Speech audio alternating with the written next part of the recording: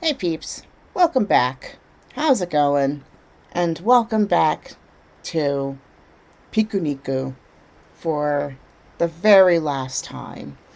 So, in the last episode, we sent Mr. Sunshine off to space, and apparently we destroyed a pet rock's house.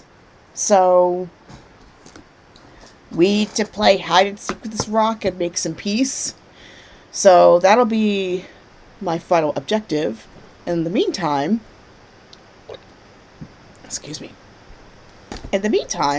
we are gonna see if we can get this apple temple opened up.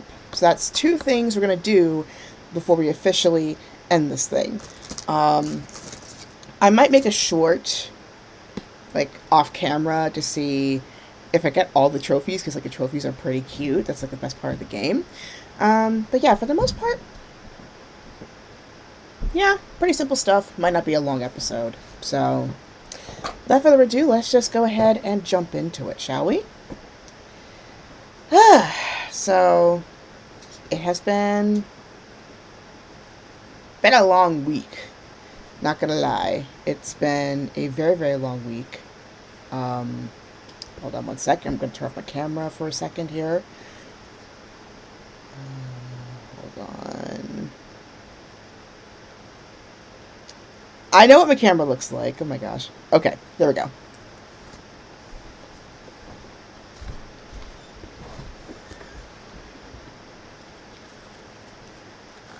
It's just temporary. I'll be back on in just a moment, but it has been a long week. But also today has been kind of a cultural catch-up in a way, because I have been a bit disconnected with the gaming world a little bit. So I've been watching Josh Scorcher, aka the Fiery Joker, this past few hours, and just there are a lot of things. There were a lot of things that I just did not know until I watched his videos. Like, apparently, Square Enix sold all of the Western properties, which I did not expect at all. They sold all their Western properties, and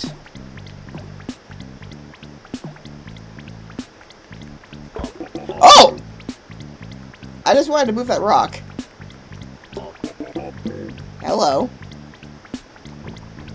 Yes, I did. Again?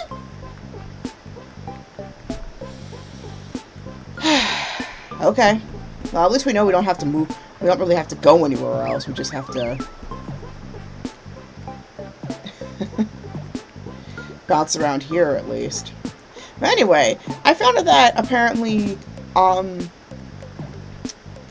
Square Enix sold all of the properties they bought off of IDOS and Crystal Dynamics, aka stuff like the Hitman franchise, Tomb Raider, to name a few. And it was like, wait, what? They sold those? And then apparently it was for, like, NFTs or something? Or just, like, extra money? But whatever it was just weird. They sold all those properties when they were, like, doing pretty well in their own right. So that was kind of weird. And then I find out that, like, apparently, like, the Sonic creator got arrested for some sort of, like, fraud or something. Like, he got arrested for something. Like, if I can remember what it is, I'll look it up. It was just like, wait, what? Out of all things? And then I find out that, this is the one that kind of blew my mind a little bit. That it just feels like the gaming industry has really become, like, the Wild West. Like, really wild. It just I could barely even process it. Hold on. There we go. But yeah, I could barely process, like, because I really just, like, was still processing, like, the fact that, like, all the IDOS and Crystal Dynamics properties got sold. Then, oh, yeah, now I remember what the last one was. So remember how excited I had been about, in particular, Parasite Eve, and how much, like, the game, and there's rumors about, like, a remake or a possible sequel to The Third Birthday? Well, it turns out that those rumors were unfounded. It turns out, actually, the Parasite Eve rumors were actually about Parasite Eve-themed NFTs. Like, what? Excuse me, what? Look, I'm sorry. Square.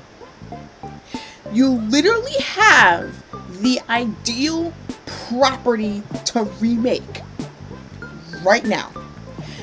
The franchise is literally made by a professional doctor who opens has to be a pretty good fiction writer. You also happen to get a lot of cultural relevance during the pandemonium.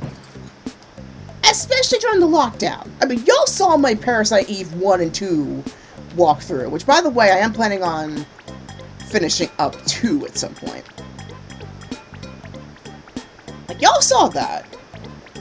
And then there was even a song, literally called Parasite Eve, that came out. I did a reaction to it. I had to delete it because of copyright, but yeah, there was literally a song. There's literally a song called Parasite Eve.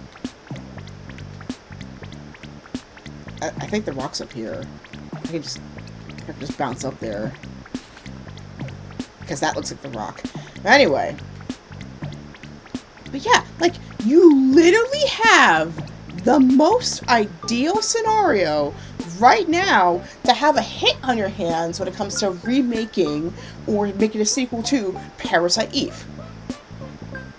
And you blow it by making it an NFT instead. Like, make it make sense. The math ain't mathing. Like, you're literally in the perfect position right now to revive a franchise. I mean, people were literally talking about it during the lockdown. There's literally a song called Parasite Eve. If you're curious about it, look it up. I linked it in the first part of the Parasite Eve playthrough, by the way. But, yeah, I'm like... Square Y. Square Y. And then, yeah, I mean, I know people eventually console themselves with Kingdom Hearts 3, but I still feel like they did it at the expense, like, they focused so much attention on Final Fantasy VII Remake, which, don't get me wrong, it's a great game, but I feel like they did it at the expense of Kingdom Hearts 3's build-up. Which, I know, like, if my dad were hearing this right now, he's in the other room, so there's no idea what I'm talking about right now, but, like, if my dad were hearing this right now, he would say, like, well, of course the third game would not have been good, because writers are apparently terrible at when it comes to secretive build-up. Not so with Kingdom Hearts. I feel like, if anything, the build-up actually makes it even better. And with the way 3 came out, I just feel like... in a lot of ways they cut corners. I don't know about you guys, but I feel like they cut corners in a lot of ways. And then, Unchained Key / Union Cross. I'm still going to call them both titles, because, like, they were called that at some point. With Dark Road. So, apparently, this is what I found out here. Which is a huge issue that they did not illustrate this properly. Which is, apparently, you don't resurrect as Xehanort.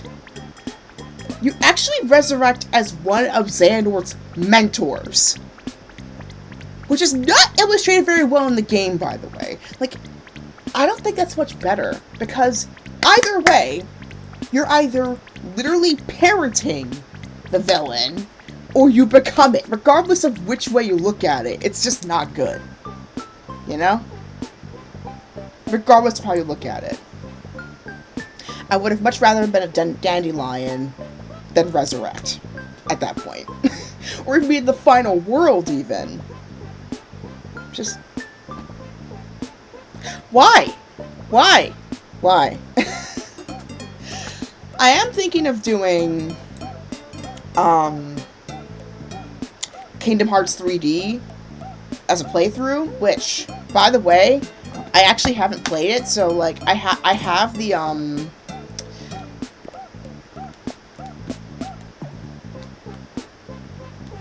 Tiger it. Again!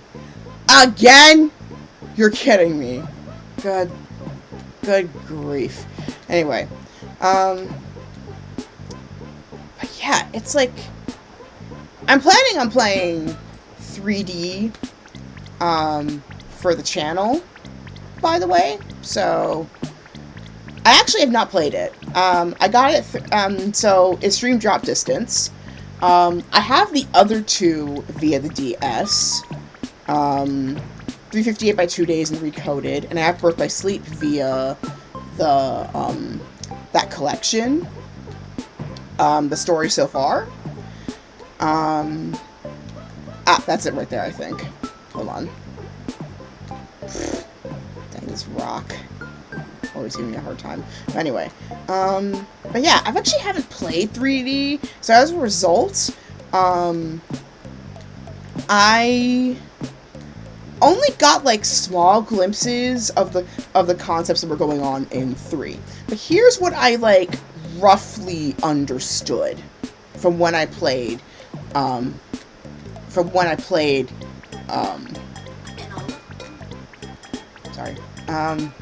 played Kingdom Hearts 3. So I played 3 before 3D. I didn't even play like a bunch of playthrough. So that's the rock right here. So I'm gonna like wander around a little before I disturb the piece. So here's what I understood of, of 3D back when I played it. So from what I understand, pretty much the game basically takes place pretty much between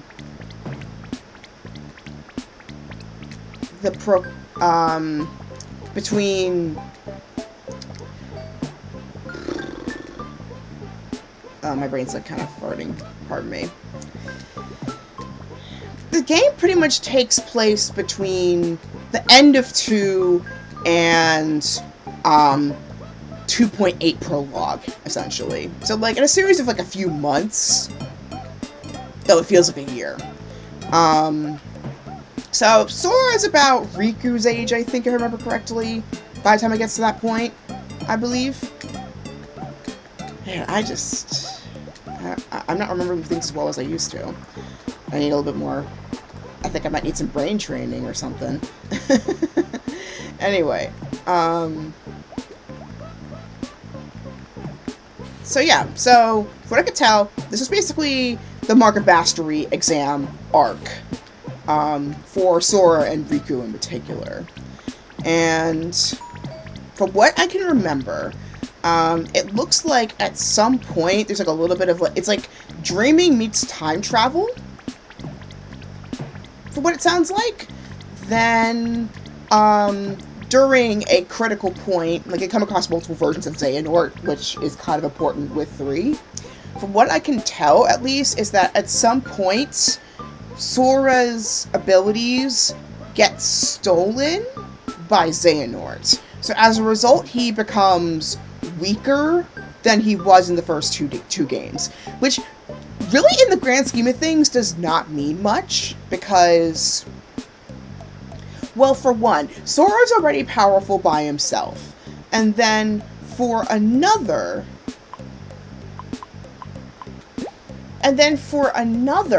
well, up until the latter half of 3, he's basically had multiple selves within him, essentially. Like, keep in mind, he stored Kairi, Ventus, Xion, Roxas, all within him, all at once. So, like, he's never been, like, truly alone. And KH3 and 4, in essence, will mean this will be the first time we see him truly on his own. So we're going to see what he can truly do on his own. Not that he wasn't great before, or like the stuff that he's been doing up to this point was not incredible, but it will really stand out now because it's all on his own. However, I'm gonna, there's the music background actually, because it's a little bit loud-ish. There we go.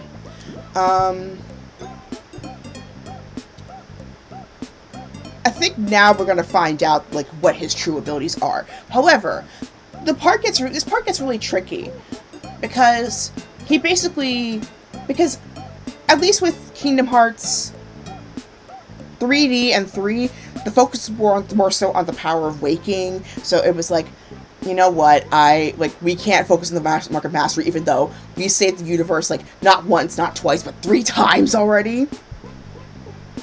But also, we need to focus more on making sure Xehanort does not actually succeed in his plan. And the part that stood out with Josh Schwartz's video, which I absolutely agree with, is that if the darkness and the light, in a way, are supposed to have a balance, why is everything in the game pretty much caused by darkness when you think of it? Like, don't get me wrong, concept is still sound, but then every bad thing that has occurred in this game has all been because of the darkness. In particular with Xehanort interfering with everything. So, Eriquis, I mean, I am borrowing a bit from Josh Schwartz's video. I hope you don't mind this.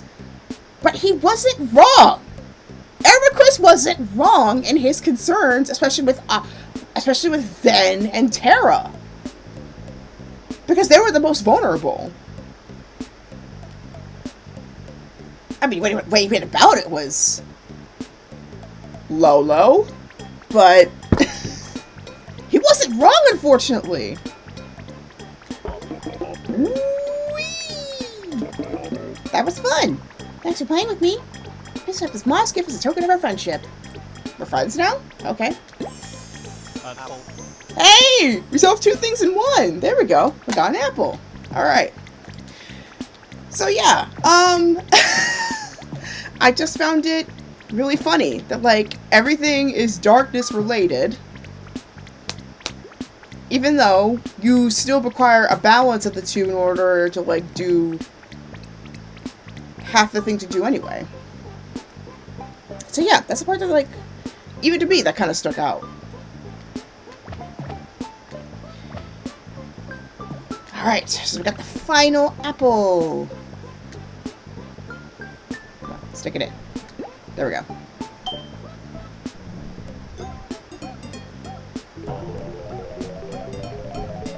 Ah! In we go.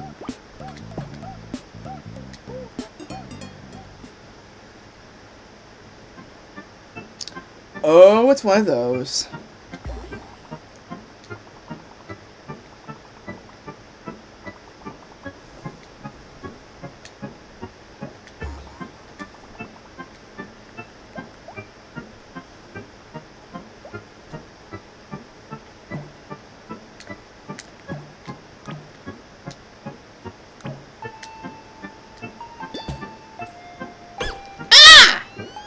Oh, come on. Anyway.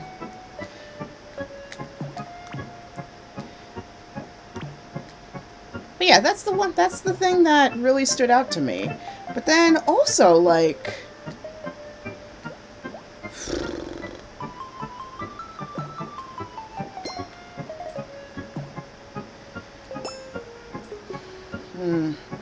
well, I mean, I feel like, I hope 4 in a way goes into this a bit more deeply, because I mean, by the same token, it's clear that Kingdom Hearts is not done with him, because especially with Sora being in Quadratum, which is like what I kind of consider to be Kingdom Hearts' equivalent of Limbo. Because clearly they're not done. clearly Sunshine's being worshipped here. Oof.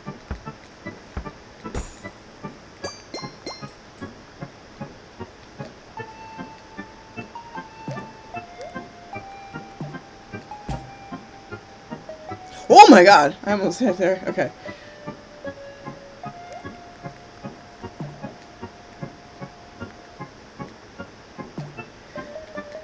But yeah, so in essence, I think Kingdom Hearts 4 will in essence be the first game that Sora will truly be on his own as a single pure soul. Because up until this point, we've basically had multiple people inside of him. Like, we had Kyrie, we had Roxas, we had Xion, we had Ventus. All these people were in him. So he was never really solo. So it's the first time we're going to see him on his own. But of course, with him being Quadratum, it's going to be in a very special circumstance, because Quadratum, at least the running theory that I currently have right now, is where all the realistic worlds tend to be. Things like the MCU, possibly Star Wars. Though I doubtful that Star Wars is going to be stuck in that, considering that the Star Destroyer was literally in Twilight Town. So I think Star Wars, if anything, will be more so a bridge between Quadratum and the world we have been playing in Kingdom Hearts up until this point. That's my theory, anyway. No. Okay, I'm not playing this very well. Anyway. So I feel like it's gonna be...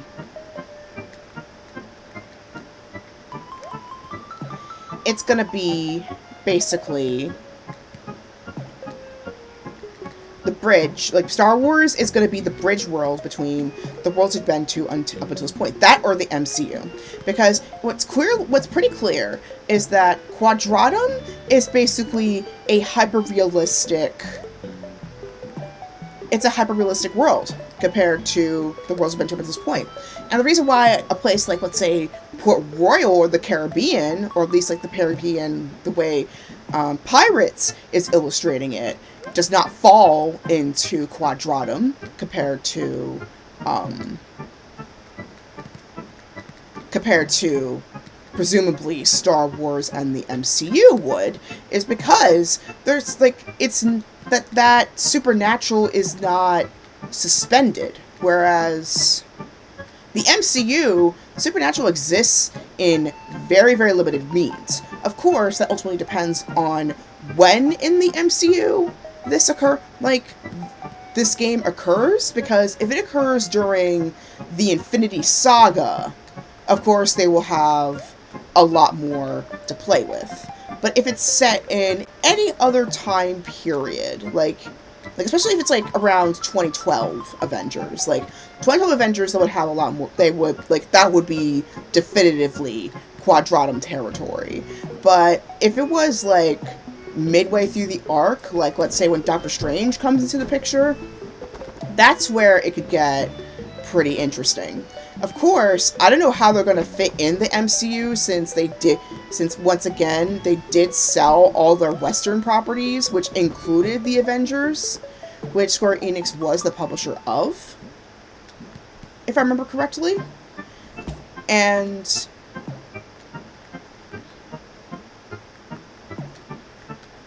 it kind of makes you wonder, like, how will they handle...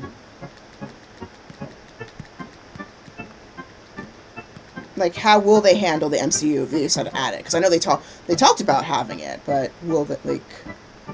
how will they handle it is the question. And then the other thing with Star Wars, like, what time period are they planning on doing the game in? Are they doing it during the Skywalker saga? Are they doing it during the sequel period? Are they doing it during the Old Republic period? That's the part that's not really clear. Oh.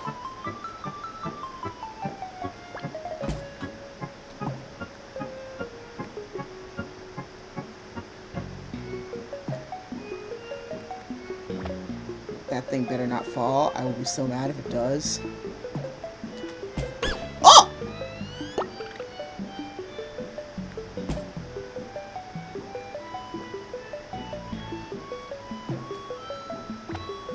It was one giant spring. Of course it would be. Anyway.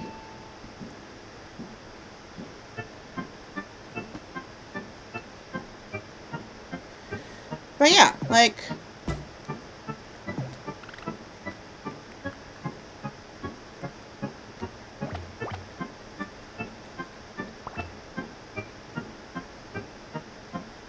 What seems really clear is that, like, Disney and Square Enix are intertwined. Like, you cannot have Disney with... You cannot have Kingdom Hearts without Disney in it. Of course, I know the bigger thing is I know people have been wanting more Final Fantasy material in there. And the closest we've basically had has been the Noctis arc. That was introduced in 3 and Remind. Not Noctis, Yozora. I know, running joke. Noctis, like, Nomura wants Noctis in there to a certain, in some extent in his creation. But still. Oh my god.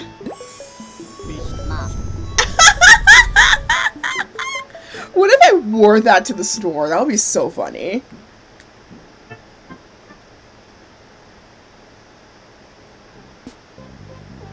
Hey, I made it through.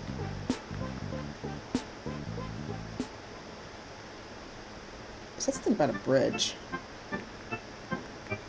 Anyway. It's over here. So we got the beast mask. Let's see how it looks on me.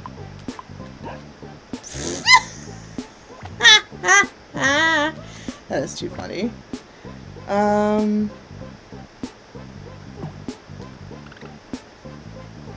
But yeah, I'm excited to see how 4 goes. One thing's for sure, I feel like Sora's kind of going through a Khaleesi arc, Daenerys Targaryen arc, well, minus the destruction of King's Landing, of course. But the thing that he's destroying, I think, is basically the entirety of, like, all those prophecies and those rules that he's had, that his, excuse me, that he's had to follow up until this point. Because, I mean, well, here's the part that I don't know. Like, did they basically, like, that's the part that I just don't know. Like, did they basically just delay the inevitable? Or did Sora basically fulfill the prophecy, but then he just basically up and reversed it with the power of Awakening?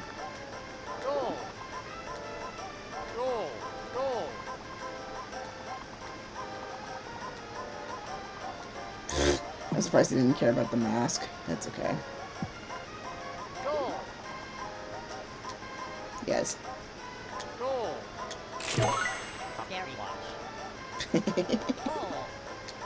Hey, at least your business is not dead, so I bought you one. There you go. But yeah. But yeah, I mean, there's a lot that can go on.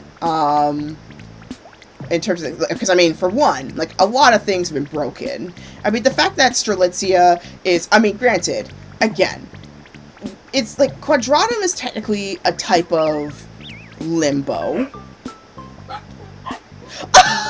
It barks! Oh my god. That's so funny. The mask barks. That was really funny. But anyway, I know there was, like, one more thing that I need to, like, take care of, I think. There was, like, one more tunnel that I saw in the forest, I think. The forest level. Let me see if I can get to it. There's, like, a map. Where's the map? Oh, whoop! It's like a map. I'm trying to remember where it is. I think it's under objectives, actually. Let me see. Yeah, it's under objectives. Okay.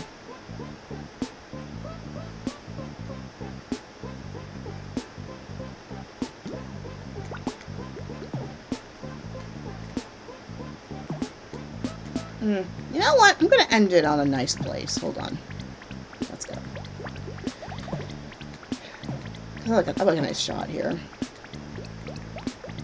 But I know I should probably focus a little bit on PiKUNiKU since I played this. So, would I recommend this game?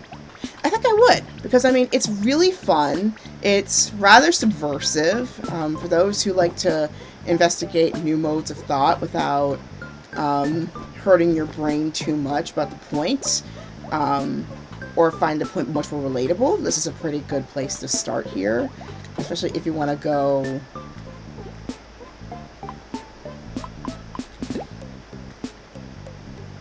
If you want to go Consequences of Late-Stage Capitalism 101, this is the game for you. So I figure, let's go someplace nice. So yeah, I know I've been talking about a lot about Kingdom Hearts today, but I mean, I'm looking forward to what the game's going to bring next. I still get to play Melody of Memory, but I am thinking about it.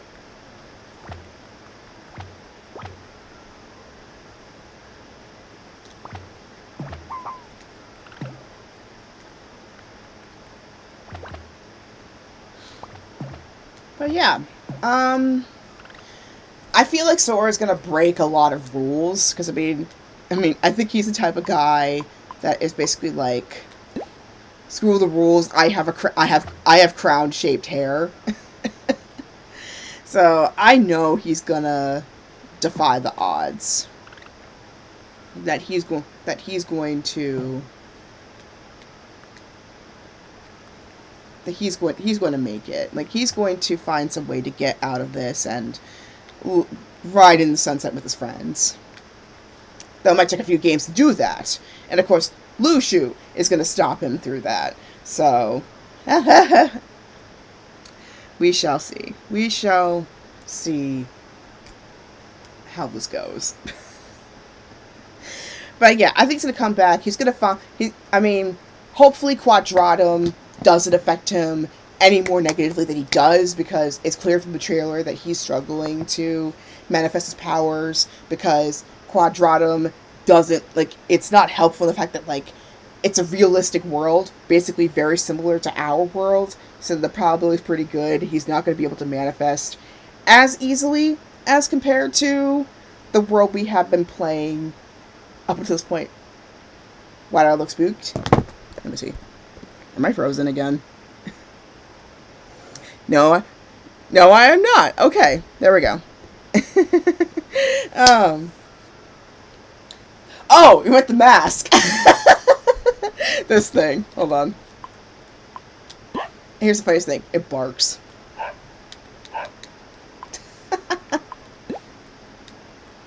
That don't really stands. But anyway. But yeah, I mean, that's what I've been looking forward to in the game. I think it's going to break a lot of rules once again, like showing that like all these boxing, like this boxing in that they've been doing is not going to be helpful, and Sora might turn out to be super powerful, because I mean, granted, the guy's been turned into a Heartless, and he even has an anti-form, like the darkness that excuse me, Ventus had with Vanitas looks like Sora, and then vice versa. Sora's nobody looks like Roxas. So it all kind of comes together. So I think here's what I think is going to happen. So I think Sora, with his ingenuity, even with the struggles of Quadratum suppressing his powers, he's going to, like, he and Riku and then with Goofy, Donald, and I think Kairi as well, considering that she's the one Princess of Heart from the OG 7 that's still around. I think they're all gonna come together somehow and bring Sora back. If not bring Sora back, find a way to make it easier for him to come back. And then Sora is going to tap into an incredible power he never knew he had. I mean, it did say in the journal that he would have to remember every single pain that all these characters went through. Xion, Roxas, Axel, Aqua, Ven, and Terra, and then even his own pain when he got split from his friends. He's going to have to relive all of that, or remember all of that to bring his power into full focus here. So that's going to be very, very important. And then I think once he figures that out, and then more importantly, that's where the balance lies. I think then he is going I think then he's going to tap into his ultimate power that not even the rest of the characters could get to. So that's my theory. So yeah, I'm going to end PiKUNiKU right here, actually. Even though, granted, I did not get all the trophies. I've got all but, let me see, 1, 2, 3, 4, 5. So I've got all but 5 of them, but I don't mind. I'm not really a completionist, even though it would be more satisfying. And there is a co-op mode, which I don't know exactly how to unlock, but or if it's like an internet exclusive thing, but we'll see. Anyway, let me switch to my face real quick. So I'm talking about Kingdom Hearts like when I'm playing another game, but I've been watching so many videos and it's gotten me more excited about it, and so I've been thinking about my theories again, etc. And I think the release date for 4 is coming closer. The rumors are saying right now that it's going to be the 4th quarter of this year. So we shall see. But yeah. I mean, that's why I've been thinking about it this whole time. I've been thinking about all these theories, how he's going to come back, etc. And also, I have been thinking of actually playing 3D on the channel. It'll be my first time playing it. And I know that one's critical, especially if you want to understand what's happening in 3, and then more importantly, what's going to happen in 4.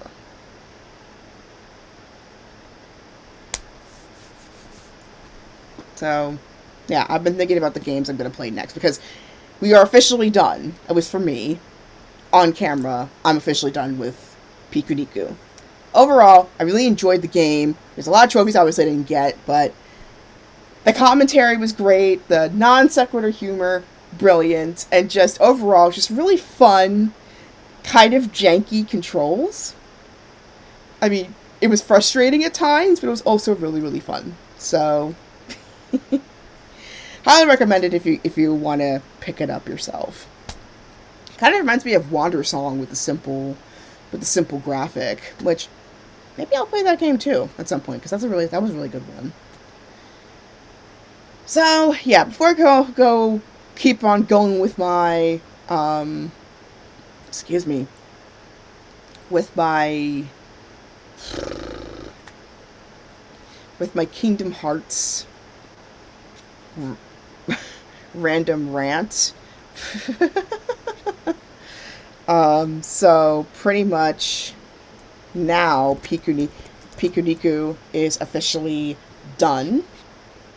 And now we pretty much got Kern Undying Thoughts left.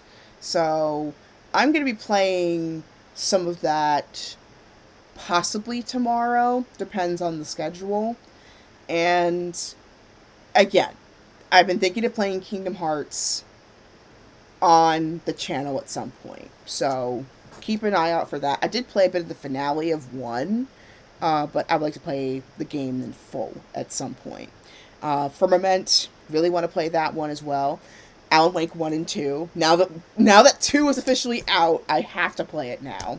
I've got the first one, Alan Wake Remastered, in my PS4 right now. I also am planning on getting American Nightmare as well. And then some VR. I missed doing some VR, so I'm hoping to get some VR in there too. And like I mentioned earlier, my coffee shop, the sale has been extended until until February 11th. So you've got another week, 10 days. Yeah, another 10 days to take advantage of the sale, because Lunar New Year hasn't happened yet, but it's about to. So keep it. So if you want to take advantage of the sale, please jump on that. So I've extended it. it hasn't reflected on the site. I will change that once I get on there. So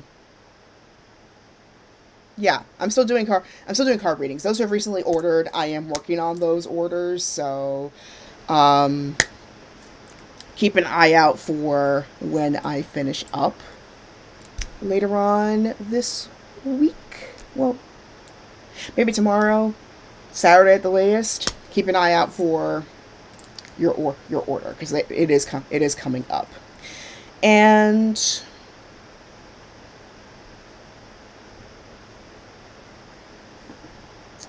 I just ran out of things to say. Wow.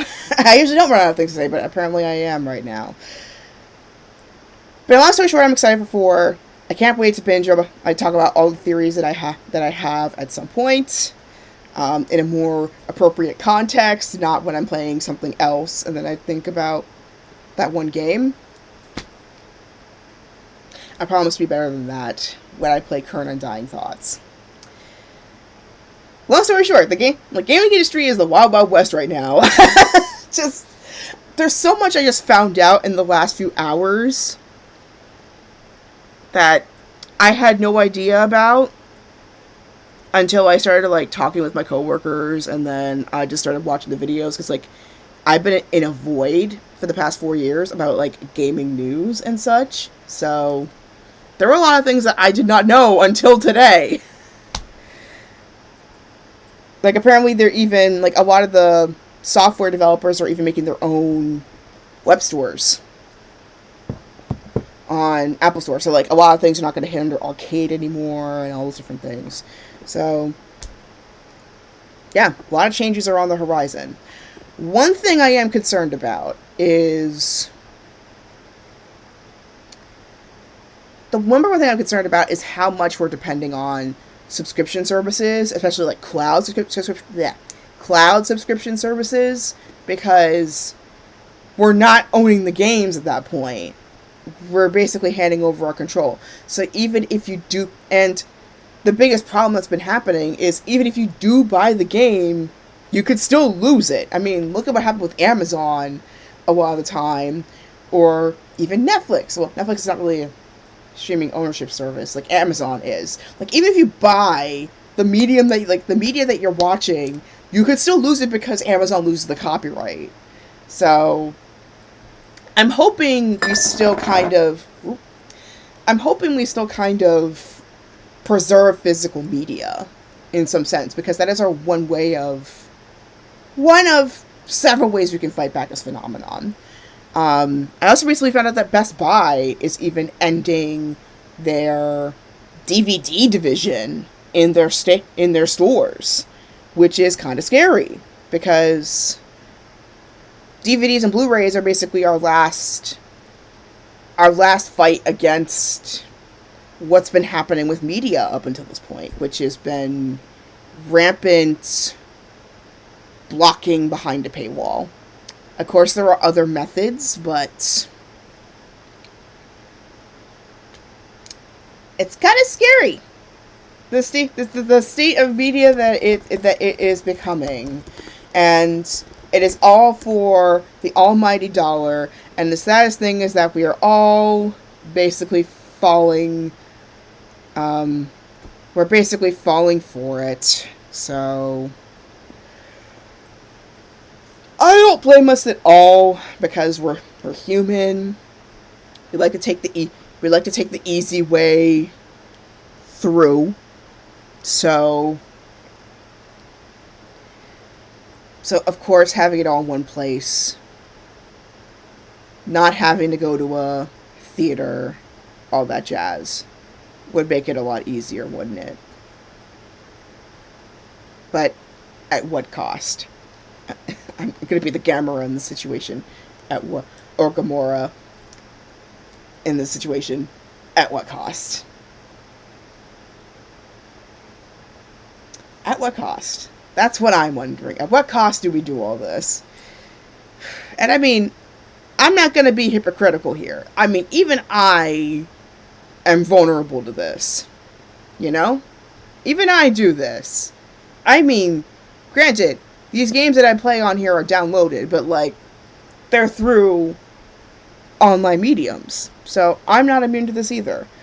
But I would like some solution that compensates the people who make these things really well and find some ethical ground for a lot of these things, because we can't keep tolerating exploitation. I mean, look at what look at the protests that have been happening over the past year. Clearly, something's got to change, and I know I'm not the only one who feels this. I don't know what action would be effective to help this, to make sure it doesn't cause more harm than good, but we need to start somewhere. I know it's a gaming video, that I'm getting too idealistic in this space, but I can't turn that part of my brain off.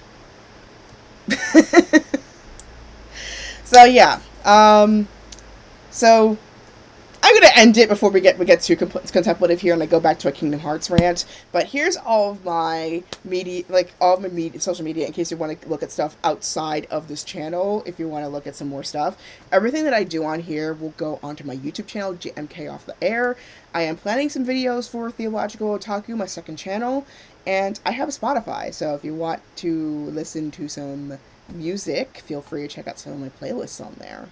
Like I said earlier, I have a Ko-fi page, so if you want to donate, feel free to do so. You can also just donate via purchasing a reading from my shop. Free to do that. It'll become full price after the 11th, so you've got time to just jump on and get your reading if you want. And lastly, this episode was filmed in the lands of the Lenape and the Nanticoke. If you want to learn more about indigenous lands you're living on, especially if you live in a colonized place, you need to know this. Please visit native-land.ca to find out whose indigenous lands you are occupying and find ways to help, because the indigenous community, we need to give them all the support that we can this year. And also, finally, almost forgot, happy Blessed Imbolc, happy Black History Month. So if anybody has games they recommend with playable Black protagonists, please let me know. One game that I'm hoping to get on this channel is Elsinore, which is a game where you play as Ophelia from Hamlet. It's basically like a Shakespearean universe that you play in. So pretty much every single Shakespearean character you could think of is in this game. And even made it as a Jeopardy question as well. So it's a pretty big deal.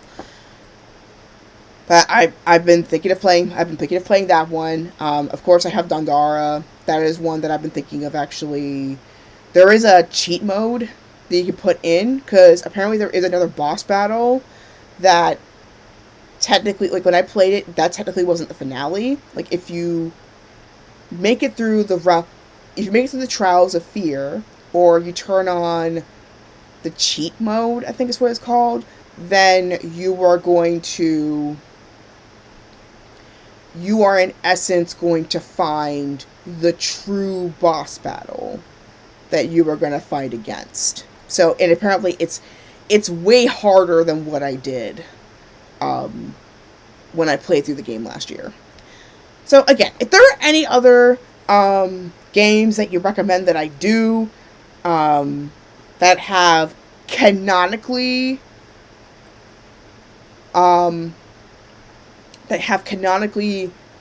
playable Black protagonists, please feel free to add them in the description or go on my Discord and recommend them, because these games need a little bit more sunshine. I mean, even if it's just an if it's an RPG, that is something. Like, I can create my way around this. Just let me know, and I'll find some way to play it on the channel. But anyway, I won't keep you very long. Thank you so much again for jumping on here. I'm going to play more Kern here tomorrow. So until next time, please be proud of who you are, because you're a wonderful person. Never forget that. Also, enjoy the weather. Even if it's a little strange right now, because the flowers are coming out already, and we're technically not even out of winter yet. So, enjoy the flowers, enjoy the birds. Even if they feel too early. And, of course, always, you can never escape Kingdom Hearts with me, I'm afraid. As always, may your heart be your guiding key. Till next time, I will see you in the next episode. So it's the end of PiKUNiKU, and then tomorrow we're going to do some more Kern, and then next week we'll see what else is out there. So we're exploring a new frontier. Till then, I'll see you later.